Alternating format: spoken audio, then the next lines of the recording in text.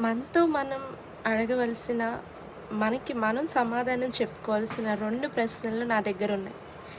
మనకి ఆఫీస్‌కి వెళ్ళడానికి, డ్యూటీస్‌కి వెళ్ళడానికి, లేదా ఏదైనా పని మీద బయటికి వెళ్ళడానికి, ఏదైనా లాంగ్ జర్నీ లేదంటే ట్రిప్‌కి వెళ్ళడానికి, ఏదో ఒక జర్నీ చేయడానికి మనం ట్రైన్ బుక్ చేసుకుంటాం, బస్ బుక్ చేసుకుంటాం, ఓలా బుక్ చేసుకుంటాం, రైడ్ బుక్ చేసుకుంటాం.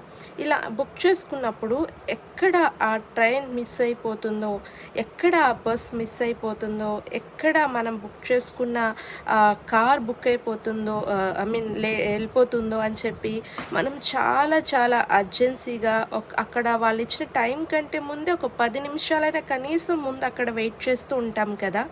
మరి మన భౌతికమైన విషయాల్లో అంత ముందుగా ఆలోచించి నిర్ణయం తీసుకునే మనం మిస్ అయిపోతుందేమో అని భయపడిపోయి పరిగెత్తే మనం చర్చికి ఎందుకు అంత త్వరగా వెళ్ళలేకపోతున్నాం? మిస్ అయిపోతామేమో, ఏదైనా మంచి పాట మిస్ అయిపోతామేమో, ఏదైనా పాట ద్వారా కూడా దేవుడు మాట్లాడతాడు, మీకు తెలుసో లేదో. ఏదైనా మంచి పాట మిస్ అయిపోతామేమో, ఏదైనా దేవుడు వాక్యము సేవకుల ద్వారా చెప్పే వాక్యాన్ని మిస్ అయిపోతామా అని ఎందుకు కనీసం ఒక 10 మినిట్స్ ముందైనా చర్చ్‌కి వెళ్ళం? భౌతికమైన విషయాల్లో నీ శరీరాన్ని పోషించుకోవాలి, నీ శరీరాన్ని సుఖపెట్టుకోవాలన్న ఆశ నీకొద్దు గానీ, ఆత్మానుసారంగా నీ ఆత్మను వృద్ధి పొందించుకోవాలని, ఆత్మలో ఎదగాలని, దేవుని దగ్గరికి పరిగెత్తుకొని వెళ్ళాలని నీకెందుకు అనిపించడం లేదు? రెండవది, మనకి ఎవరైనా ఇంటికొస్తానని చెప్పారనుకోండి, లేదా మనం ఎవరైనా ఇంటికి వెళ్తామని చెప్పారనుకోండి, వాళ్ళు రాకపోయేసరికి లేట్ అవుతుందంటే 1కి 10 సార్లు ఫోన్ చేసి వాళ్ళని అడుగుతాం. ఏంటి మీరింకా రాలేదు? ఏంటి మీరింకా రాలేదు? అని చెప్పేసి అడుగుతాం. లేదా మనల్ని ఎవరైనా అడుగుతారు.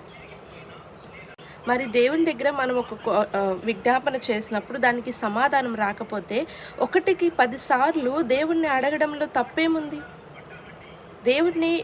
దేవుణ్ణి విసిగించాల్సిన అవసరం లేదు. కానీ నువ్వు ఇంకా ప్రార్థన చేయాలని నీలో ఎంత ఖచ్చితత్వం ఉంది, లేదా నీకు అది ఎంత అవసరం ఉంది అని దేవుడు ఒకవేళ పరీక్షించాలనుకుంటున్నాడేమో. 1కి 10 సార్లు నువ్వు మనుషుల్ని అడగగలుగుతున్నావు కానీ దేవుణ్ణి ఎందుకు అడగలేకపోతున్నావు? మనుషులను నమ్ముకున్నట కంటే యెహోవాను ఆశ్రయించటం మేలు, రాజులను నమ్ముకున్నట కంటే యెహోవాను ఆశ్రయించటం మేలని వాక్యం చెప్తుంది.